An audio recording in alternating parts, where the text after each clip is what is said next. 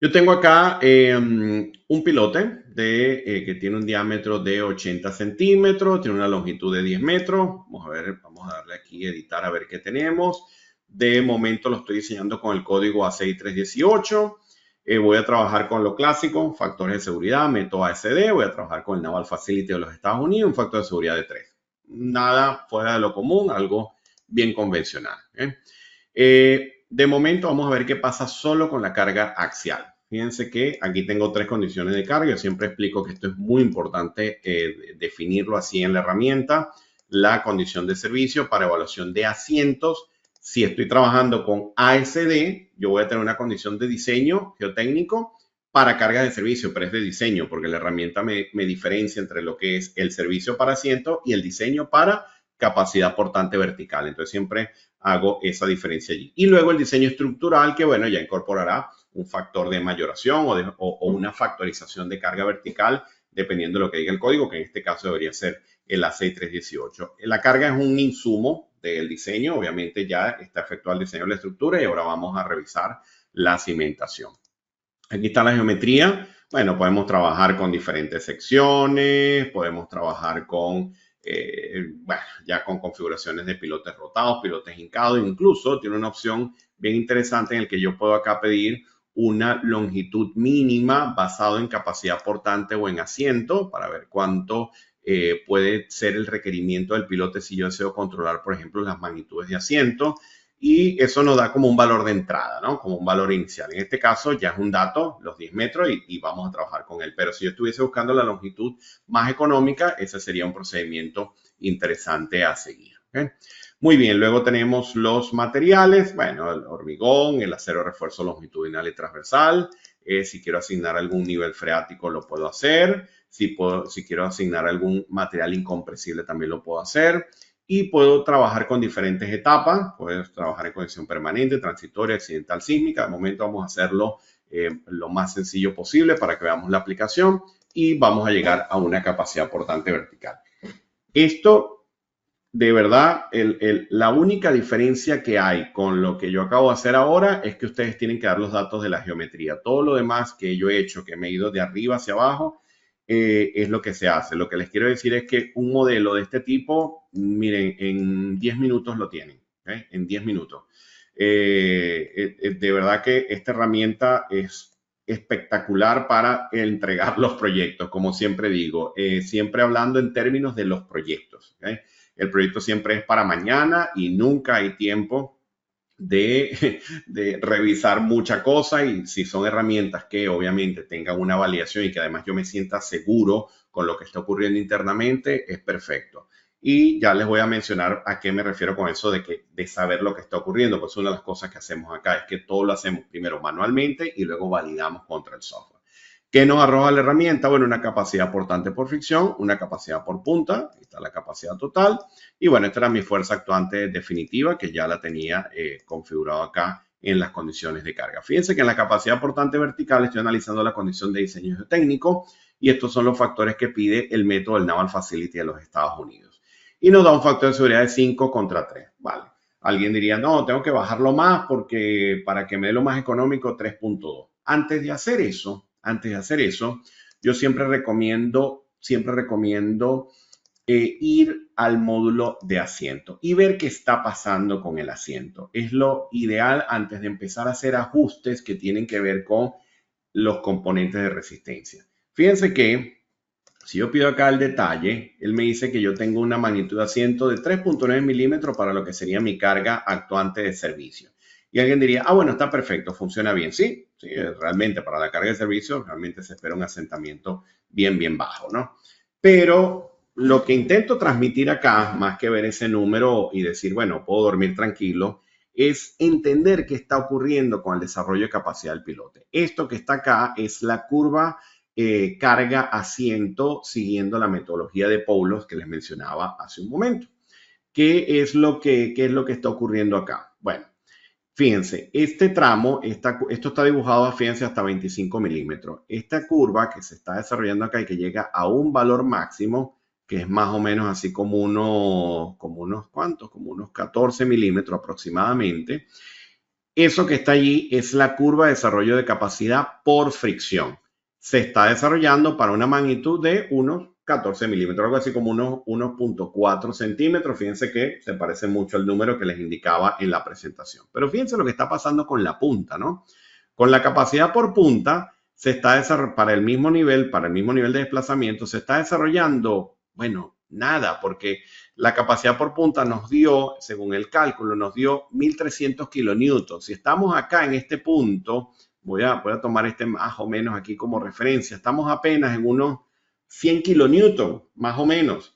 O sea que cuando se desarrolla el 100% de la fricción, apenas tengo 100 kilonewtons de la capacidad por punta. Todavía falta mucha deformación para que se llegue a este valor. Vamos a probarlo. Vamos a poner aquí 100 milímetros. Fíjense, aquí ya lo veo. Vamos a ver cuánto es esto. Fíjense, estoy apenas como en 700. La capacidad por punta no la pierdan de vista, son 1300.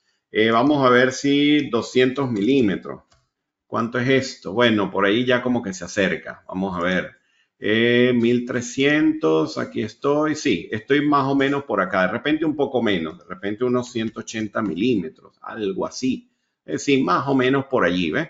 Ahí es que estoy realmente desarrollando esa capacidad por punta. Por una deformación de ¿cuánto? De 18 centímetros. ¿Cuál era el diámetro de este pilote? 80. Si divido 18 entre 80, me está dando 22%. ¿Se acuerdan que les dije que yo típicamente hablo de 10 al 20%? Bueno, aquí está dando 22% para desarrollar la máxima capacidad por punta. Y alguien dice, bueno, entonces, ¿cómo hago para meter eso allí, que eso baje 22 centímetros para que se desarrolle? Esto lo que significa es que tenemos que entender el fenómeno para poder pensar en un factor de seguridad. Si yo digo que esta es mi respuesta esperada y yo tengo acá este valor de 1300 kilonewton y aplico un factor de seguridad de 2, por ejemplo, bueno, estoy alrededor de unos 700 kilonewton. Entonces lo que tengo que entender es que esos 700 kilonewton que debería estar acá, bueno, yo estoy diciendo automáticamente que ese pilote se va a deformar unos 9 centímetros. ¿De verdad es así? ¿De verdad creen que puede ocurrir esa deformación? No lo sé, se puede analizar. Pero lo que les quiero decir es que ese factor de seguridad está íntimamente ligado al nivel de deformación que yo estoy esperando, nivel de desplazamiento que yo estoy esperando en el terreno para que se desarrolle ese nivel de capacidad por punta. Por eso, muchos proyectistas dicen, mira, yo de la fricción estoy seguro, entonces yo aplico factores de seguridad de 1.5 porque ella siempre está allí. Pero de la punta no estoy tan seguro, entonces aplico factores de seguridad de 3, por ejemplo. Entonces vamos a ver diseños en el que el proyectista tiene, por ejemplo, un factor de seguridad de 3 para la punta y de 1.5 para la fricción. ¿Y qué es lo que está ocurriendo ahí? Que él está tomando en cuenta este mecanismo de respuesta. Estas cosas las analizamos, las discutimos y las evaluamos en este programa porque eso es lo que permite calibrar bastante bien. So, imagínense que ustedes puedan entregar su proyecto y puedan decir, bueno, mira, con este factor de seguridad estoy hablando de un nivel de deformación de tanto que con el peso propio de la estructura y todo esto, y ya comparando con este valor que tengo acá, es apropiado. Eso es lo que buscamos acá. Ese es el gran beneficio de entender el mecanismo de respuesta, tensión, desplazamiento de los pilotes. Y luego llegamos a lo que sería el diseño estructural. En este caso, como tengo solo carga axial, fíjense, él no me está diciendo nada de desplazamiento, cortante y momento. Fíjense que este módulo se llama capacidad portante horizontal y está bien holgado y prácticamente está al 98% de relación de refuerzo longitudinal. Esto lo que está diciendo es que estamos cumpliendo con la cuantía mínima, realmente. Eso es lo que está pasando allí. Y aquí yo tengo esto definido como una columna, que como típicamente lo haríamos según el ACI 318. Fíjense que como no tengo ninguna componente acá, vamos a involucrar la fuerza horizontal. Me voy a ir a la carga, el módulo de carga, y voy a afectar únicamente estos dos. El geotécnico, solo para que haya una consonancia, le voy a poner acá, vamos a poner unos 40 kilonewton y vamos a poner el estructural, vamos a suponer que son unos 45 kilonewton, y vamos a darle OK. 40 y 45. La de servicio la dejo igual porque él está haciendo una verificación de asiento, obviamente ante cargas verticales.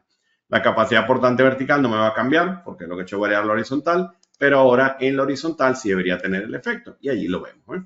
Ahí vemos lo que sería la magnitud de desplazamiento esperado. Estoy en el orden de 3.5 milímetros. Yo tengo que ver con el ingeniero estructural si ese valor es adecuado. Hay unas recomendaciones también que damos acá y que discutimos para diferentes tipos de proyectos, diagramas de corte y diagramas de momento. y a partir de allí ahora sí comienza a haber un requerimiento mayor de áreas de refuerzo. Todavía está bastante bien, pero si yo, por ejemplo, digo este número de barras que es 18, lo pongo en 15, por ejemplo, ya él me dice, mira, no es aceptable por la razón de esfuerzo, la relación de refuerzo. Quiere decir que no estoy cumpliendo con la cuantía mínima para un elemento que se comporta como columna.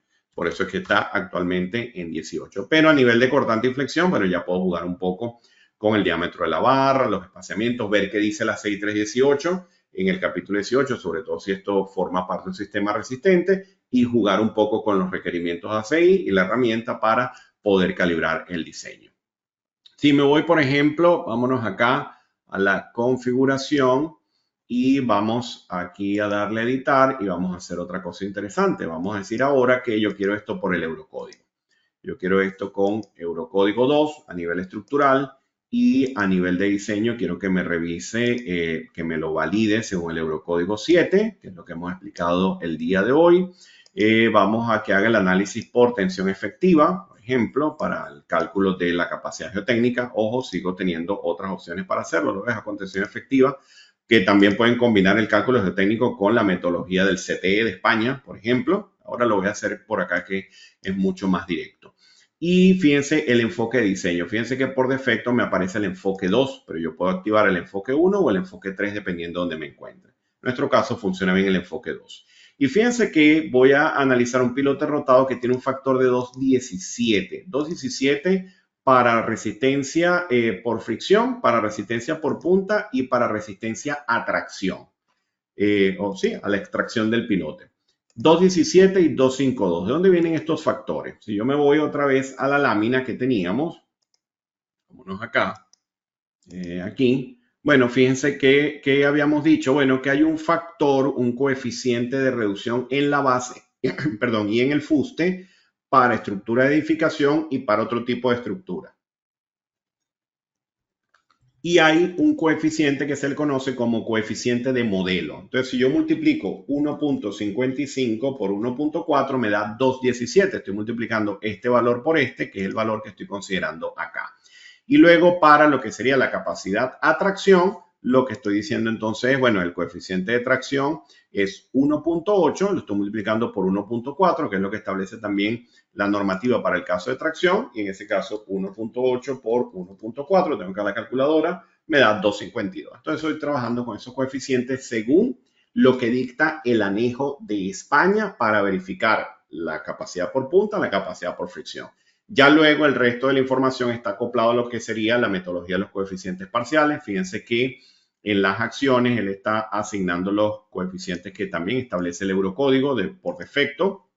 En este caso, las acciones las da el proyectista, pero por ejemplo el peso propio del pilote, que ya el software lo calcula automáticamente, él le aplica este factor dentro de las acciones permanentes si es un efecto desfavorable. Cuando hablamos favorable, sí participa dentro de un análisis de estabilidad, por ejemplo, de estabilidad al volcamiento o algo de esto, ¿no? En este caso, si la carga, el peso propio suma a la componente de carga actuante, bueno, automáticamente tendrá el factor de 1.35. Y estos serán los factores de reducción asociados a ese coeficiente en la base o fuste, afectado por el coeficiente de modelo que establece el Anejo Nacional de España. Entonces, ya con eso establecido, me voy a la capacidad portante y fíjense, cambia el lenguaje, ¿ves? Ya no es un factor de seguridad, ahora es que nos da 1400 sobre 600. En ASD nos decía que el factor de seguridad era 5 respecto a 3. Aquí hablamos de 1400 sobre 600. Sí, uno puede decir, oye, mira, pero 1420 entre 600, el factor de seguridad es 2.4. No, es que no funciona así. Realmente aquí es una capacidad que está factorizada contra una acción que está factorizada. Quiere decir que este valor con el que estoy comparando, ya el proyectista lo trae resuelto según coeficientes parciales. Esta componente acá de diseño técnico, este valor, ya el proyectista lo afectó por sus coeficientes en las acciones y ya él ha hecho todo ese ajuste allí para poder llegar a este valor que tenemos acá. Eso es lo importante acá para poder hacer esta comparativa. Luego llegamos a los asientos. Bueno, obviamente hay otras cargas, hay otro tratamiento, pero la lógica sigue siendo igual. Hay una respuesta si me vengo acá, por ejemplo, hay una respuesta, fíjense, se desarrolla una capacidad por fricción de desplazamientos muy pequeños y para mayores deformaciones la capacidad por punta, que ahora está determinada por el método de tensión efectiva. Y de igual forma podemos evaluar lo que ocurre a nivel de capacidad lateral. Controlar siempre los desplazamientos porque el desplazamiento es el que va a percibir la estructura. Los niveles de agrietamiento, la respuesta de la estructura va a depender del nivel de desplazamiento que se desarrolle en la base. Eso va a depender de eso como tal. Entonces, este es un parámetro que se controla. Hay unas estrategias para poder fijar un valor de referencia cuando no se dispone de mucho dato, pero como les digo, siempre es bueno interacción con el proyectista. Y fíjense que si me voy a la parte estructural, recuérdense que había asignado el eurocódigo. Fíjense que aquí estoy como que muy holgado con la relación de refuerzo. Bueno, porque a nivel de pilote, según el eurocódigo, aplican otros factores. Entonces yo aquí puedo hasta simplemente poner 8 barras y ya me cumple perfecto. Porque no es el mismo requerimiento que se establece para columnas según A6318 que para el caso de pilota según el eurocódigo. Obviamente hay que familiarizarse con la norma, ver qué dicta cada una, pero fíjense que aquí a nivel de requerimiento de acero mínimo longitudinal es un poco más relajado desde el punto de vista de Eurocódigo 2 para este tipo de componente estructural. Si ya luego queremos asignar o tomar en cuenta aspectos sísmicos, tenemos que combinar un poco algunos lineamientos y algunas recomendaciones que están en el Eurocódigo 8, combinarlos con algunos conceptos del Eurocódigo 2 y tomar en cuenta incluso algunas recomendaciones que les mencionaba en este documento, que es para criterios del cálculo de pilotas en Eurocódigo 7, que es también que es de la Asociación de Ingenieros Estructurales de España y que pueden tomar también como referencia, ¿no? En este caso específico, obviamente, estoy trabajando o hablando de lo referente al territorio español. ¿Está bien? Muy bien, otra herramienta que estaremos utilizando en este programa es esta. Este es el de grupos de pilotes. Fíjense que en este módulo tengo acá un grupo de pilotes que es de un estribo de puentes, de por sí es un estribo de puentes real, el que trabajé hace unos años. Y en ese momento, cuando me tocó hacer el puente, todo esto lo hice de forma manual y luego que empecé a usar Geo5 lo modelé acá. Y de verdad que me pareció maravilloso porque se acoplaba todo bastante bien y bueno, desde entonces siempre lo explico y uso mucho este ejemplo porque además es de un proyecto construido, ¿no? De un puente construido. Entonces, fíjense que en este caso tengo activado acá el método Spring. Yo puedo venirme acá y decir, mira, solución analítica. Solución analítica significa que esto lo analiza como se veía en las láminas de la AASHTO, como está acá. Déjenme que vuelvo acá. Que se analiza bajo este concepto, bajo este formato, es este que está acá. Entonces, en ese caso, tengo simplemente un reporte de capacidades y tengo considerado en las capacidades de grupo, tengo considerado unos coeficientes de eficiencia dependiendo de la separación de pilotes. Y luego puedo hacer también una evaluación de asientos con el mismo método de Paulo. Eso es lo que permite ese método analítico, que es por donde típicamente deberíamos empezar el proyecto. Pero ya luego que establezco las capacidades ante carga axial únicamente, podemos cambiar al método Spring y fíjense que aquí yo puedo analizar diferentes condiciones, que el pilote esté dentro del suelo rocoso, que podemos modelar pilotes flotantes. Ese pilote que yo le mostraba que era únicamente fricción, que no había soporte abajo en la punta, eso típicamente lo llamamos pilote flotante. El software puede hacer el cálculo de los resortes, de esos muelles a lo largo del pilote. Podemos dar la rigidez, si tenemos ese dato de alguna manera. Podemos decir que está fijado dentro del suelo rocoso o que se apoya sobre una roca. Eso va a depender de la condición geotécnica. Ahora mismo lo dejo dentro del suelo rocoso. La unión con el encepado puede ser un empotramiento o una articulación, que acá lo define como bisagra. Y para la carga lateral, fíjense que tengo definido la teoría de Matlock y Race, que funciona muy bien para lo que es la respuesta lateral en arena. Como les digo, si se apuntan al siguiente seminario, estaré conversando eso a mucho más detalle. Acá están las características de lo que es la vista de la base de la cimentación del estribo en planta, un poco la geometría. Estos son pilotes de 14 metros de longitud. Y bueno, están las características del terreno, ¿no? Aquí tengo arriba un limo, fíjense que hay agua, y tengo por acá una grava que me sirve de soporte. Y ya luego, bueno, tengo presencia de agua, el nivel freático, corrijo. Y ya las cargas, ¿ves? Igual. Pero fíjense que aquí cambió el lenguaje, ¿ves? Estoy hablando de resistencia 1, servicio 1, evento extremo. Quiere decir que dentro de mi configuración, cuando estoy acá, si me voy acá a editar, yo tengo que entonces ser consono con lo que dicte el LRFD, la metodología que estaría utilizando para el caso de puentes en este caso. Pero, ojo, yo siempre también recomiendo empezar por ASD antes de pasar a las teorías nuevas, que de repente no estamos tan familiarizados, empezamos por ASD y luego nos movemos a estado límite, a LRFD, a coeficientes parciales y todo esto. ¿Okay? Fíjense que si yo le doy acá al análisis, pido acá la verificación, bueno, el software, él está desarrollando un análisis en un modelo en elemento finito, de manera que estos pilotes tienen unas subdivisiones y hay todo un análisis matricial de la respuesta de las componentes. Si me vengo, por ejemplo, acá, vamos a pedir un por lo que sería, vamos a cambiar esto sin deformar y vamos a pedir, por ejemplo, los momentos. Tengo ahí la magnitud de los momentos flectores del grupo. Si apago, dejamos esta encendida, dejo la normal en los momentos, lo podemos hacer, pero ya si lo queremos ver con más calma, ahí están las fuerzas normales. Pero fíjense que algo interesante, ¿no? Fíjense que hay dos pares de valores. Hay unos valores en verde con signo negativo y unos valores en amarillo, ¿no? En signo positivo. Bueno, es porque estas son las componentes de compresión, estas son las componentes de tracción. ¿Por qué está pasando esto? ¿Por qué está ocurriendo esto? Si yo apago esto y digo esto acá deformado y pido que me muestre, vamos a ver si lo podemos ver acá, y pido que me muestre, ¿dónde estás? Vamos a que me muestre acá, un momento, vamos acá, está el eje y no, la escotilla no la quiero, vamos a que me lo muestre con el envolvente.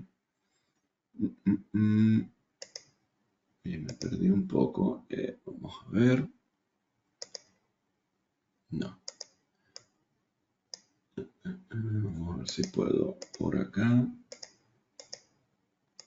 Bueno, aquí lo vemos, aquí lo vemos. Hay una función que les quería activar, pero ahorita no me acuerdo. Pero aquí lo vemos. Fíjense qué es lo que está pasando, que tengo un momento flector aplicado. Si me voy a cargas, allí lo veo. Aquí tengo la magnitud de los momentos.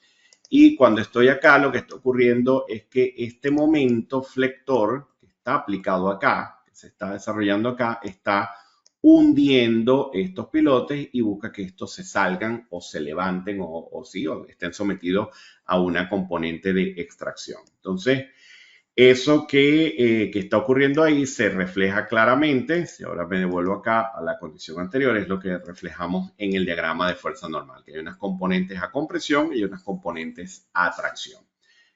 Asimismo, voy a poder ver los diagramas de cortante para el grupo de pilotes y voy a poder ver también los desplazamientos. En este caso tengo desplazamientos en dirección Y, donde estoy aplicando las cargas. Esto obviamente se controla. Yo tengo que saber si esta magnitud de desplazamiento es aceptable para el estribo de puente, para lo que sería la condición del tablero y todo esto. Y puedo ver también los resortes que se están desarrollando. Fíjense, estas son las componentes de los resortes laterales. Los resortes laterales cuando ellos están sometidos a una componente de carga lateral como tal.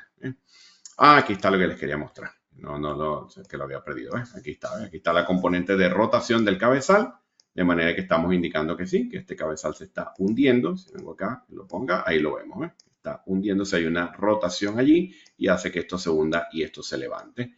Entonces, bueno, esto es un análisis bien detallado del grupo de pilotes. Ya luego puedo pasar a la verificación estructural. Voy a conseguir que algunos están sometidos a compresión y otros están sometidos a tracción. Y si me vengo luego para acá, voy a poder revisar el pilote en términos de capacidad portante, tanto a compresión como a tracción. Y puede pasar, es interesante, puede pasar que la componente de tracción excede la capacidad de fricción del piloto y el piloto busca salirse. Entonces tengo que cambiar la longitud y volver a efectuar las verificaciones. Pero como les digo, es muy rápido. De verdad que esto se hace con esta herramienta de forma bien rápida. Recuérdense que los que se apunten a este programa, esta herramienta tiene la licencia educativa completa, sin ningún tipo de restricción durante la duración del curso. ¿Okay? Para que sepan que lo van a poder utilizar y además van a tener la oportunidad de certificarse en el uso de la herramienta donde todos estos modelos lo van a poder desarrollar paso a paso. Hay unas evaluaciones que van a tener que desarrollar. Hay 3 proyectos para certificarse y esos 3 proyectos les van a permitir trabajar con el módulo pilote que les mencionaba antes, el módulo grupo de pilote que está acá, este otro que ya se los voy a presentar y otros módulos complementarios que los veremos ahora en la web. Este módulo permite diseñar pilotes según data de ensayos de campo. Aquí, por ejemplo, he trabajado con SPT, que es uno de los más comunes, pero lo podemos hacer también con CPT. Entonces, fíjense que si yo vengo acá al ensayo SPT y marco acá esta opción, bueno, esta es la típica gráfica que obtendríamos en ensayo SPT. Entonces, basado en eso, yo tengo unos suelos, un material que tiene unas propiedades, una arena, etcétera, o un limo, lo que sea que tengamos allí. Y fíjense la geometría, ¿ven? Yo puedo jugar también con diferentes tipos de pilotes. En este caso tengo un pilote rotado con lodo de perforación o con bentonita, sin entubar. Tengo un diámetro, una longitud y partiendo de esta información, entonces la herramienta me reporta una capacidad portante y me da todos unos valores de diseño. También puedo hacer verificaciones de asiento dependiendo del método que esté utilizando. Y bueno, esto es muy interesante porque además pueden comparar, está interesante porque pueden comparar el diseño basado en ensayos de campo, en este caso con las metodologías que están incluidas en el software. Si es SPT, maneja este enfoque. Si es SPT, maneja otras metodologías, de manera que pueden comparar según la data de campo el diseño contra los métodos analíticos. Esto también siempre es bueno para calibrar el diseño, sobre todo cuando hablamos de que no son un par de pilotes. Por lo general hablamos de que no, mira, hay que hacer 20 pilotes, 40 pilotes. Entonces ahí es donde importa este enfoque de optimización y de economía, ¿no? Como tal. De manera entonces que lo tengamos en cuenta. Este es otro de los módulos que estaremos utilizando en este programa y bueno, como les digo, los van a utilizar porque van a ponerlos en práctica en los ejemplos, en los proyectos y para certificarse tienen que cumplir con la asignación donde obligatoriamente hay que usar el módulo como tal.